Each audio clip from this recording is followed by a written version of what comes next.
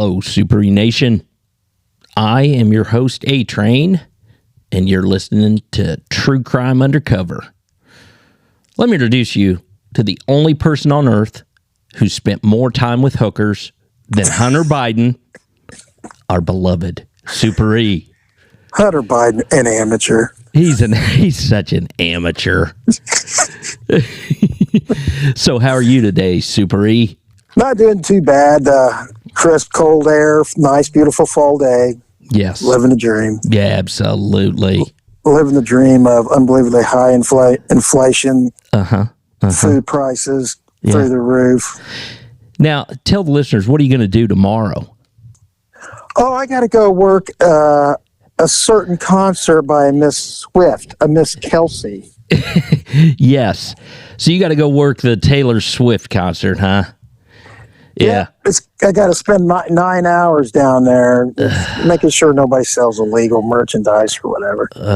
Walking around, killing your feet. And you got to do it so we can, survive. Survive, yeah. Be able to afford food, eggs. Yeah. $6. So you're going to be around all these screaming young girls paying $4,000 for a ticket, and you're just out there trying to scrape together a couple dollars. Yes. Yeah. Exactly. Well, on behalf of me and all the listeners, have a fantastic time at the Taylor Swift concert. God, I'm getting sick now. Okay. Well, on to happier things. What are you going to talk to us about today? I'm going to talk about when Super E and his partner Jerry were kind of giant douchebags. Were. Okay. It was an isolated incident. Yes. And, okay, I've never talked about my partner Jerry. He was my partner in the mid-'90s. And Jerry was a very focused human being. He went on to work for one of them alphabet Fed units. Right. That he's probably wouldn't want. I hope he's retired. He wouldn't want to work for him today. But anyways. Yeah. But I called him one of the Baldwin brothers because this is before the Baldwin brothers, the acting family, Alec, Billy, Steve, Daniel. And Jerry could have been one of them. And because he was just a handsome dude. Yeah. Big, strong guy. He could just smash people. Yeah. But anyway, only when it was warranted. Yes. Yes. Only when it was. Yes. Anyways, I used to call him, he was like one of the Baldwin brothers before they became insane or had an itchy trigger finger. But anyways, allegedly. Allegedly. Yes. I don't think he's ever convicted of anything. I think didn't they acquit him or some bullshit? Yeah, he's been acquitted. Okay. He was accused. I think he's acquitted. Uh-huh. So anyway, Jerry, handsome guy. We were doing a search warrant. Somehow I made a buy off this young, attractive woman selling crack. And it was on the way south side of our town. And so we ended up getting a search warrant for a place. And it was back then, search warrants weren't done like they are. You got to have a SWAT team and people flying off helicopters, diving through windows. We basically just went up. I knocked on the door. Hey, got a search warrant for your place. And she was kind of freaked out. But she was like, okay. We showed him me and Jerry showed her our badges. And we just go in there. And we had a couple of uniform to help us. But anyway, so we got to search the place, and there's two attractive young girls in there. The one girl that I bought from had raven black hair, very attractive, and the other one was blonde, and she looked really familiar to me. Okay. And so we're searching the place. I said, so we're searching the raven-haired girl's bedroom, and we find a little bit of stuff. Then I looked at the blonde girl, and I go, okay, where's your bedroom at? She goes, this is my bedroom. I go, no, it's her bedroom. She goes, well, it's my bedroom too. And I go, well, where do you sleep? Apparently, I became a complete idiot. Yeah. I said, and their underwear was everywhere. Their, leopard skin bikinis, panties or whatever. I said, where do you sleep? And she looked at me like, do I have to draw you a map? Wow. We sleep in the same bed. I was like, oh, okay. And, me and Jerry look at each other like, man, we are so dumb. and not that there's anything wrong with two women sleeping together. Yeah, it is what it is. But then I'm looking at the blonde, and I'm like, you look unbelievably familiar. Go, what's your name? What's your name? And she told me, and she reminded me of the good-looking blonde from My Name is Earl. Okay, was Joy. And so I go, I know you from somewhere. And she's from, where I grew up, where me and you grew up, the Grove. Uh-huh. And I said, wait a minute. Are you the girl that lived next to my best bud? And she goes, yeah. And I'm like, oh, my God. Because when we were growing up, he kept telling me stories. Oh, yeah, my good-looking neighbor came over. And, she was wearing such short shorts, blah, blah, blah. And he was just going on about what he would do, but not what he ever did because he was too much of a chicken shit. Uh-huh. Now, this is where me and Jerry turned into giant douchebags. So the raven-haired girl goes, I want to help out. So me and my girlfriend, we get that figured out. Don't have to go to jail. What can you do? I can give you my supplier. How would you do that? All I have to do is call him on the phone, and he drives all the way from the hood down here and sells me our crack. Okay. I said, okay. So me and Jerry, we had this great plan. We were going to be in the house when the guy showed up, and then we were just going to do a buy bust on the guy, me and Jerry, and we were going to have 3 of our partners outside in strategic areas so they could see anybody coming up. Okay. Now, this is in the dead of winter. It was freezing cold out. Okay. And it was snowing heavily. Okay. And just a little thing for listeners, dope dealers are not known for being on time. Yeah, a lot of times they can be late. They're on their own schedule. They are on their own schedule because they still have to get the dope from somebody. It's not like we're buying from Escobar and he flies a private jet in and drops it off. Yes. So the plan was, okay, Greg, Jim, and Bob, you guys be out in your cars. Make sure you have your heater on because it's cold, and you watch for this guy showing up. The cooperating individual, the young woman, she goes, I never know what kind of car he's in. He's always in a different car. So we don't know what he's in. You guys got to be telling us if he shows up, and so we have plenty of time to get ready to do the takedown, blah, blah, blah, after she buys the dope. Mm-hmm. So guys are like, okay. So she calls the guy on the phone.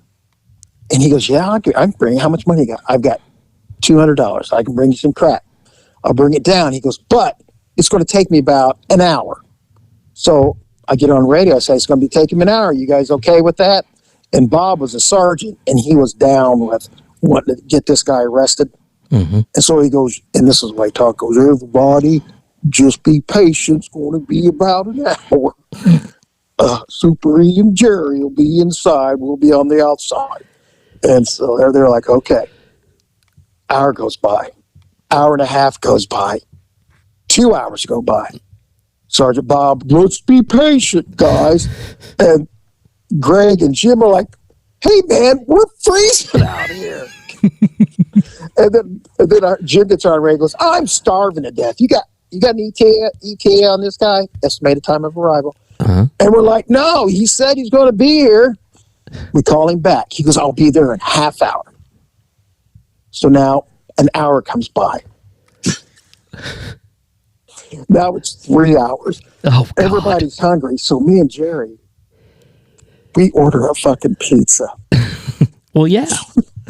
We order a pizza for me, Jerry, and the good-looking cooperating individual. Because we're in her warm house and we're hungry. She has nothing to eat. Right. We were the victims. Yes. But anyways, I hear Jim get on radio and goes, does anybody have a gas can? My car just ran out of gas. Oh, God. He goes, I'm freezing to death. Right then, I hear him say, hey, we got a car pulling up. Everybody get ready. Everybody get ready. I said, I had to get on radio, calm down. It's just the pizza delivery guy. Oh, they were cussing you out. All I heard was, I don't know, nobody identified themselves on our Detective Kendall. All I heard was, "I'm going to kill you." And so the pizza shows up. Me and Jerry are starving. So was that girl, because, man, we went through that whole pizza. You didn't even save anything for the guys outside. No, okay. The dope dealer shows up. All right. Bing, bang, boom. He sells her dope. Jerry was in the closet. He comes out. We snag the guy. "Hey, start us a wagon. You guys can come on in." I remember Jim come bursting in the door, smelling like gas, because he had to have Greg go get him some gas and put his car. He comes bursting in, runs over to the pizza box, and goes, "Give me some of that pizza. I'm starving to death." He grabs the pizza box. It was empty. And he comes at me. He always had he was pulling out his little knife. He's going to cut you. He was going to cut me up. And I said, "Man, I'm so sorry." And he goes, "You son of a bitch." He just goes, "You're processing all this evidence yourself. God bless him." And he went out the door, went to go get something to eat. But I looked at Jerry. I said, "Man, we are the epitome of complete douchebags. You're in the... we owe these guys big time." Uh-huh. So anyways, but I do believe we were celebrated by the guys the next day as receiving honorary douchebag crowns. Yes, yes. And so Jerry finally came out of the closet, huh? Yeah, yes. As his hiding place. Yes. Him and George Costanza both had staunch heterosexual records. There's nothing wrong with that, though. No, there's not. Nothing wrong. Man, so you didn't even save him any crust? No, nothing. I guess that crackhead cooperating individual, man, she was going through it like a hedgehog, man. Wow. So did you guys did you use these girls on any other buys, or was that their No, one? Because a lot of times with informants, they became super high maintenance. And it was like, man, they don't have anything. Yeah. It was like, you know what? They did the one good thing. We was able to get make an arrest. We got to cut them loose. They're just nothing but pains in the asses. Pains in the asses. Wow. Exactly. And she grew up in your neighborhood, huh? Well, she grew up. No, actually, she grew up in your neighborhood. She grew up. See, my buddy moved, to. It was right there, right in the area where the new Walmart was built. Okay. Yeah, that was kind of over by me. You're right. Yeah, exactly by Biloxi. Just a little bit north of there. Wow. Okay. After we're off the air, I'm going to ask you what her name was, because I might remember her too. All right. Okay. So, in a nutshell, you and Jerry, giant douchebags. Yes. Now, I will say, me and Jerry also, I'm patting myself on the back, and my shoulder kind of hurts, but I'm doing it anyway. Me and Jerry were the go-getters. We made most of the arrests. Right. And all that. So, because back then, the supervisors, especially above Sergeant Bob, they were always looking at who's doing what, how many arrests. Yeah. They expected you to have well over 100 arrests in a year. So they didn't call it a quota; they call it a work standard or something like that. Okay, so you and Jerry were pulling the weight, so those guys gave you a little leeway, didn't they? No, they gave us no leeway. They were madder than hell.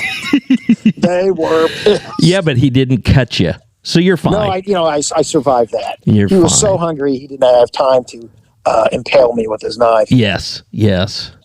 Okay, so listeners, Super E, douchebag of the year. I can't help it. Yeah, it's a honor and a curse. It is. Now most of the time you were a great guy, but we all have our moments. Yeah, my mom said I was. Right.